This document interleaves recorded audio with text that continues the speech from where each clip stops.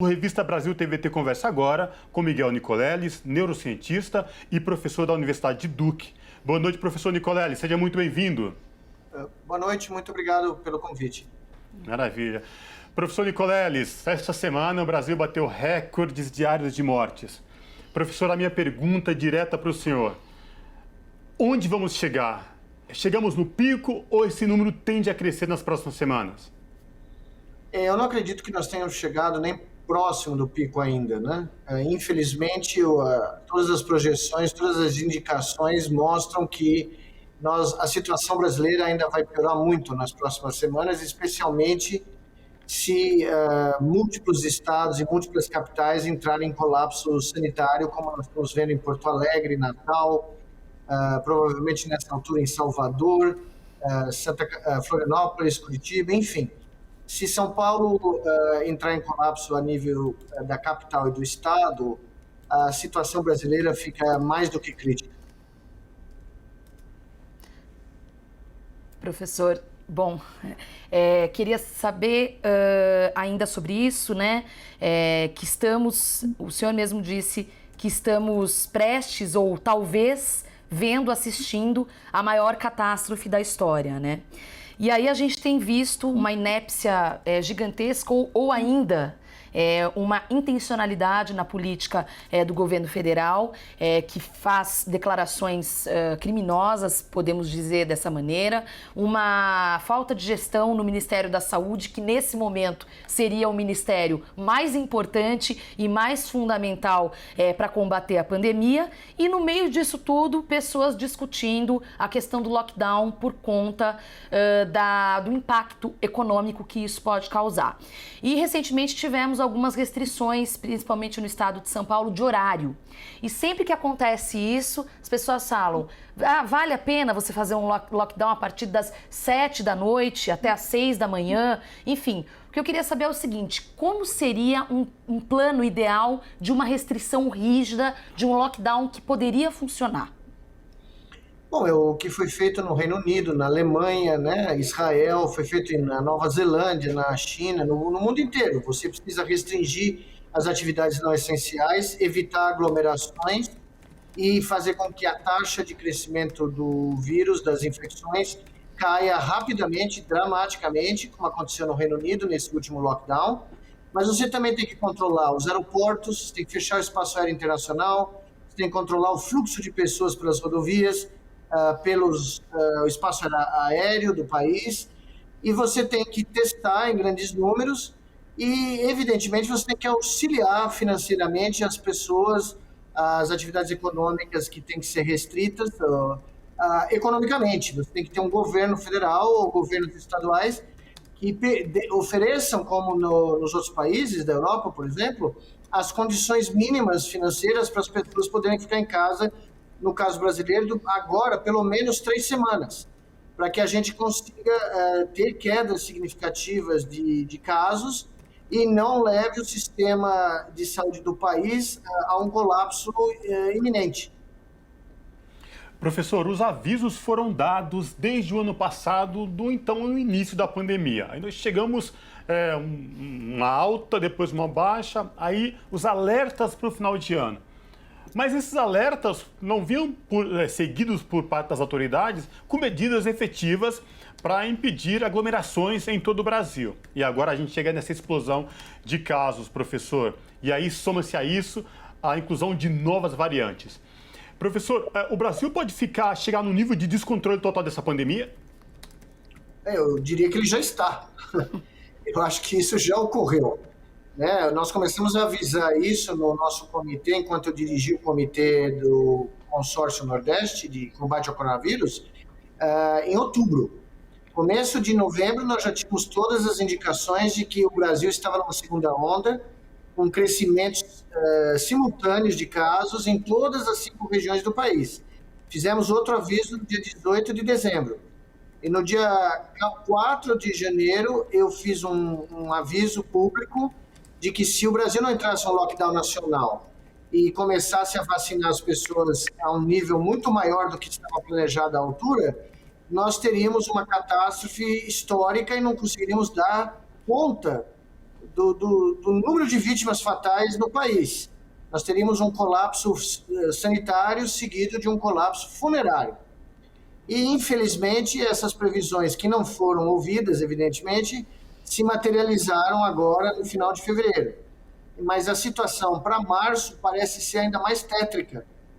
Nós podemos ter o pior março da história do Brasil, de todos os tempos, que tange a perda de vidas humanas.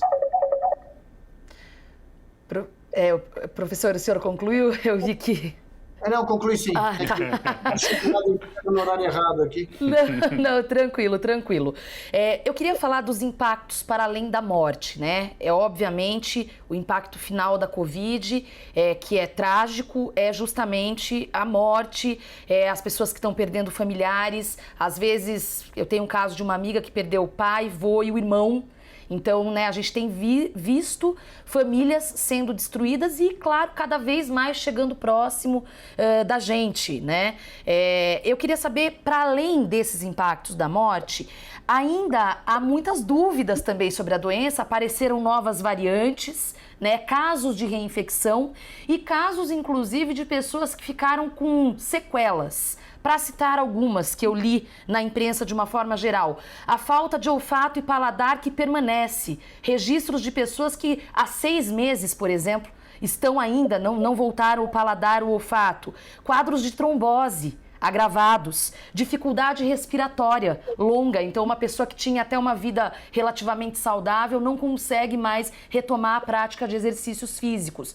Eu queria saber o que já se sabe, o que a gente também pode projetar desse outro lado, né, lado ruim, péssimo da Covid-19. Bom, eu tenho mencionado isso, que nas equações de uso hospitalar de leitos, quase ninguém está dizendo que existe uma demanda reprimida de pacientes com sequelas crônicas da Covid. A senhora mencionou algumas, né? Sequelas neurológicas, a insuficiência respiratória, muito comum, a insuficiência renal, nós temos quadros de insuficiência cardíaca, e estão aparecendo quadros os mais diversos possíveis, porque o vírus tende a atacar o corpo inteiro e a resposta imunológica exacerbada que desencadeia, por exemplo, os quadros de trombose que a senhora mencionou, ocorrem em diferentes sistemas do corpo humano. Mais uma razão para a gente evitar o número de casos, mesmo que eles sejam leves, não precisem de internação no primeiro momento, eles podem levar a quadros mais graves crônicos. Então, além dos quadros agudos de Covid, além das outras doenças infecciosas respiratórias ou endêmicas do Brasil, que tem uma demanda agora aumentada nesse período do ano, chegando até o inverno. Além das outras doenças normais que ocorrem no país, né, nós vamos ter uma demanda gigantesca de pacientes com sequelas crônicas. O Sistema Único de Saúde brasileiro não tem condições de resistir a essa tsunami de pacientes.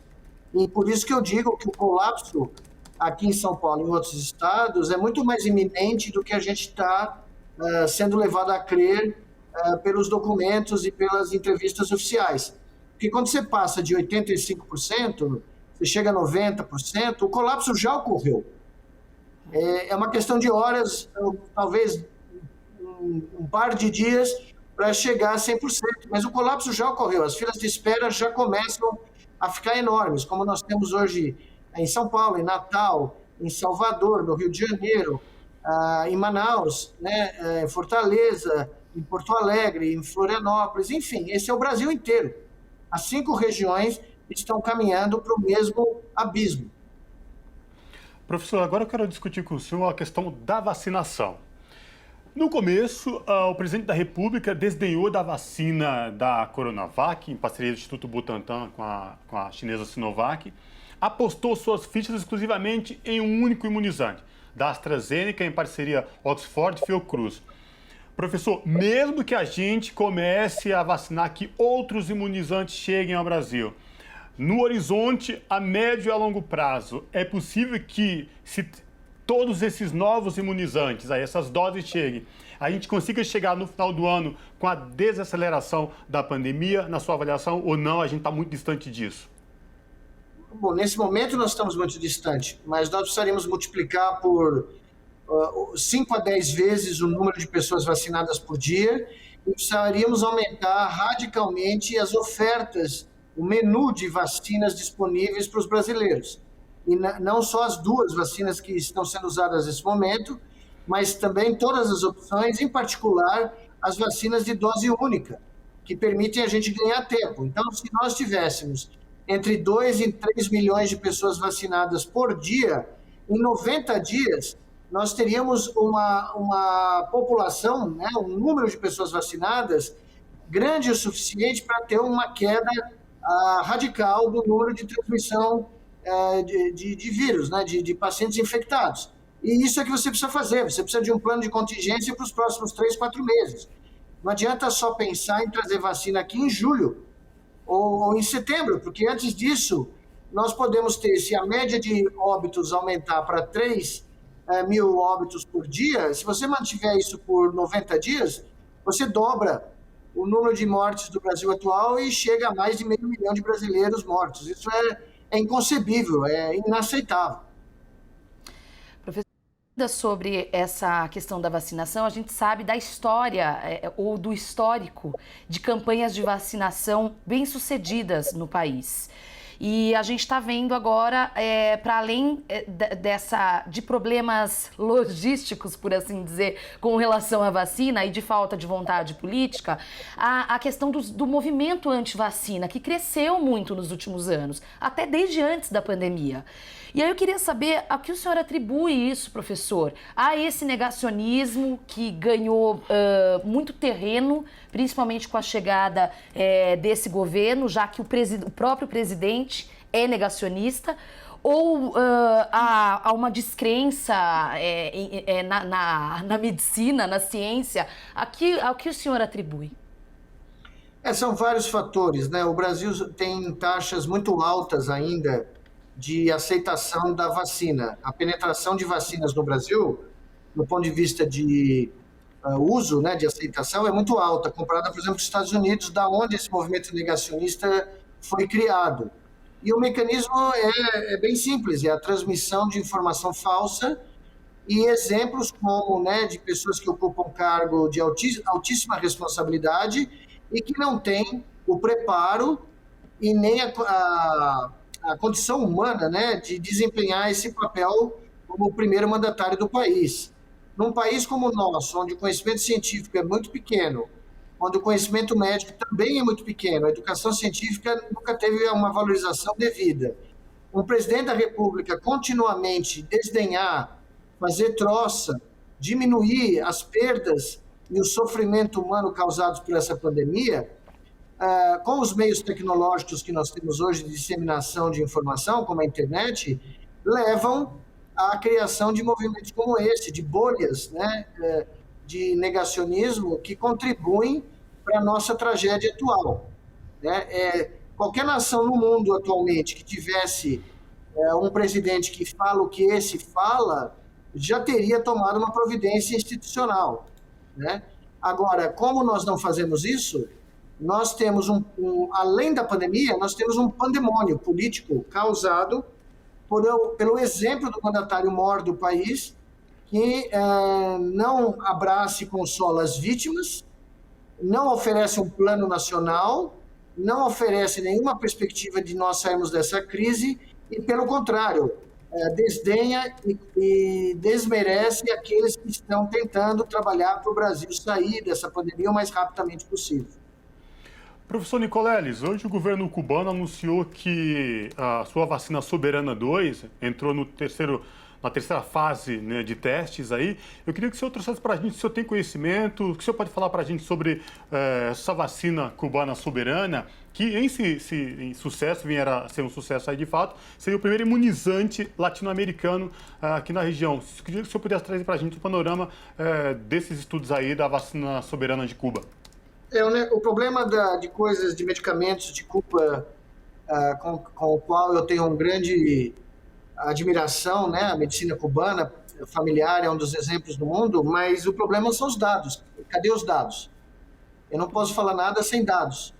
Então, a Cuba tem anunciado que está desenvolvendo essa vacina, que tem um efeito muito importante, mas a gente ainda não viu grande coisa em termos de resultados publicados ou de resultados comunicados. Colegas meus que são grandes especialistas no Brasil, na área de infectologia, têm a mesma questão. Onde estão os dados? Para a gente ver se é tão bom assim, né? Porque a gente sempre diz isso, a prova está no pudim, né?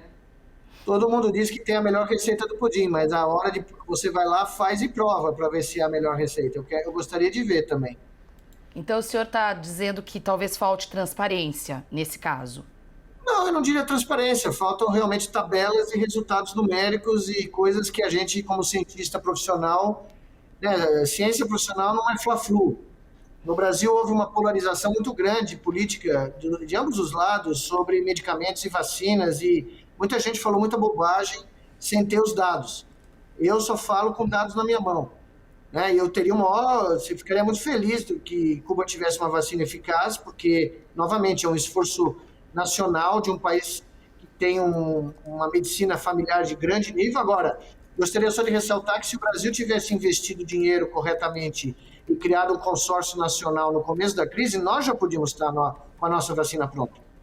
A vacina brasileira, porque o Butantan e a Fiocruz, o Instituto Manguinhos, na minha opinião, junto com os maiores especialistas brasileiros, poderiam fazer parte de um consórcio para desenvolver a Santos Dumont, a vacina brasileira, porque uma vacina de vírus atenuado, por exemplo, eu acho que certamente o Brasil poderia ter desenvolvido. Tem know-how e tem gente que é capaz de fazer isso. Faltou novamente uma opção política clara, né? Não, imagina, professor, não, isso que o senhor mencionou é bem importante, porque ficou muito na discussão do tal do IFA, né? Do agente, da dependência, vamos dizer, para outros países. Mas quer dizer, havia um caminho, portanto, interno, caso, obviamente, isso fosse mais do que pleiteado, não é pleiteado a palavra, investido. Seria isso? Claro, eu acho que todo país que entendeu a mudança geopolítica que a pandemia trouxe para o mundo, e isso você tem gente que estuda isso tempo integral, né? Inclusive no Brasil, percebeu que a jogada fundamental dos Estados nacionais era criar vacinas nacionais, e não vacinas criadas por empresas privadas. Então a China fez isso, a Rússia fez isso, a Índia fez isso, e hoje elas negociam, esses países, quase que num comércio de escambo com países menores, trocas de vacina por vantagens comerciais ou outros produtos de interesse. Ontem eu vi a notícia que Taiwan estava disposta a negociar a venda de microchips em troca de vacinas. Então, é muito curioso, né, que um país com a tradição em medicina tropical que o Brasil tem, é um dos líderes do mundo, com institutos de renome internacional como o Butantan e a Fiocruz, e com grandes especialistas nessa área de reconhecimento mundial, não tenha investido tudo o que fosse necessário, porque dinheiro não é problema para o Brasil. O Brasil tem mais de 300 bilhões de dólares de reservas cambiais, e nesse momento era para jogar dinheiro em tudo que é necessário para combater a pandemia, assinar o cheque sem olhar para trás, né? O ministro da Economia tem que ir lá para um puxadinho no canto do palácio, lá só assinar o cheque, entendeu? Para o que o Ministério da Saúde pedisse. E ao invés, não, a gente fica com esses debates absurdos, né, sem auxílio financeiro para as famílias que estão passando necessidade, os trabalhadores estão ficando desempregados, não tem como sustentar suas famílias, num país que tem dinheiro em caixa. Tá? Se o Brasil tivesse quebrado, era outra história, mas o Brasil não está quebrado. O atual governo está quebrando o Brasil, mas essa é outra conversa, né? A Nova Zelândia fez tudo o que tinha que fazer, múltiplos lockdowns. A semana passada fechou a capital Auckland por causa de um caso não descoberto, e o PIB da Nova Zelândia cresceu 2,5% no ano passado. Então, né?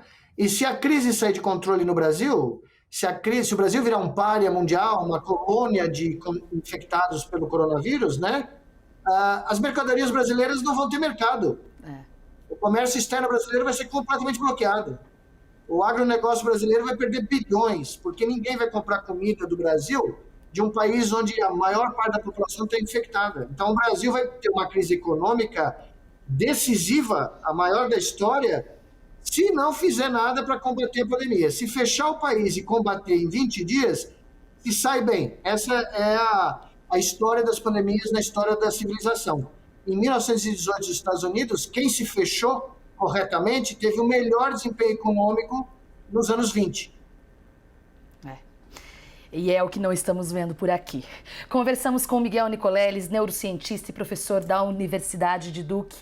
Nicoleles, muito obrigada pela participação, trazendo aí esse panorama, essa análise, esclarecimentos sobre esse cenário catastrófico que infelizmente estamos vivendo. E até uma próxima oportunidade, professor. Muito obrigado pelo convite e se cuidem aí.